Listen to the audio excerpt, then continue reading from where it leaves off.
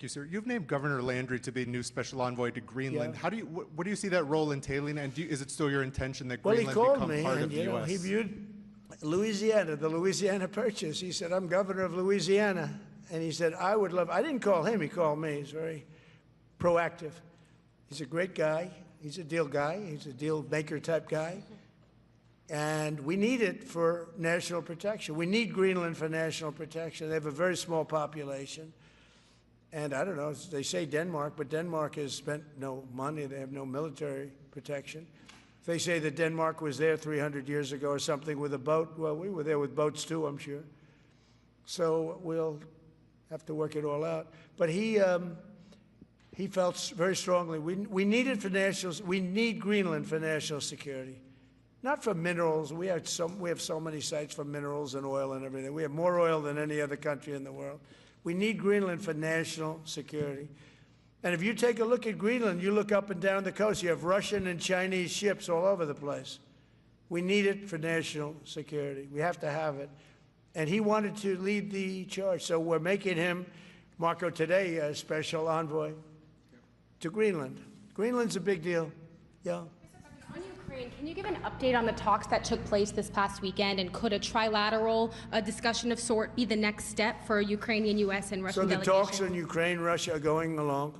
They lost, as you know, 27,000 soldiers last month, mostly soldiers, some people in Kiev, etc., but mostly soldiers. And the talks are going along.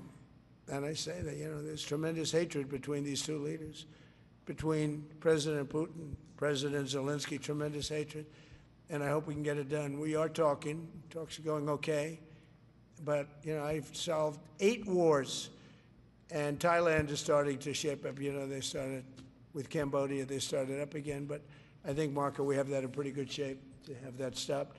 So we stopped 8 wars, and I thought this would be in the middle of the pack, but maybe easy, but in the middle of the pack. But there's a lot of hatred between those two people, and when there's hatred, there's, you know.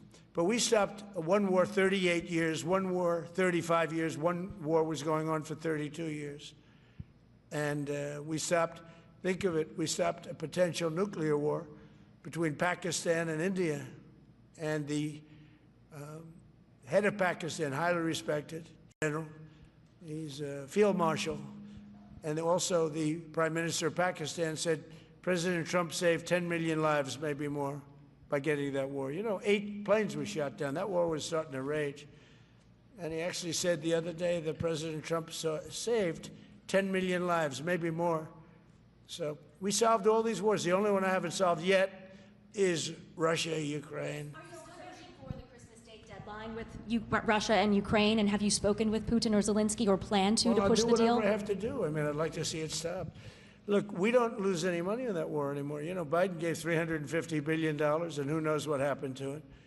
We now sell missiles, planes, all of the best military equipment. We sell it to NATO.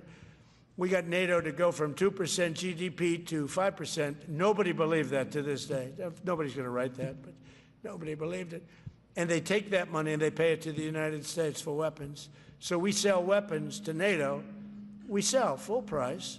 We sell weapons to NATO, and NATO takes those weapons and probably distributes them, but gives a lot of them to Ukraine. So we don't lose any money like we did with Biden. He was spending money like a fool. He was a fool. What he did to our country is so horrible. But he gave $350 billion between cash, gave a lot of cash, $350 between cash and weapons. You remember at the beginning of that whole thing, I gave them javelins. Javelins are the anti-tank busters. And President Obama at the time gave them sheets. I gave them javelins. They gave them sheets. But, you know, the bottom line, it's time for, I think they're all tired of that war. Everyone's tired of that war. It's got to stop. Yeah, please. The U.S. was in active pursuit of a sanctioned oil tanker yesterday. Are you able to share what became of that tanker? Was the U.S. able to seize it? No, it's moving along, and we'll end up getting it. Yeah, we're actually pursuing it. Can you imagine? Because it came from the wrong location. It came out of Venezuela, and it was sanctioned. Yeah, please. Ultimate goal in Venezuela to force Maduro from power. Well, I think it probably would. I can't tell that. That's up to him, what he wants to do. I think it would be smart for him to do that. But again, we're going to find out. Look, Venezuela did terrible things to the United States. They sent hundreds of thousands of people, millions of people, into our open border.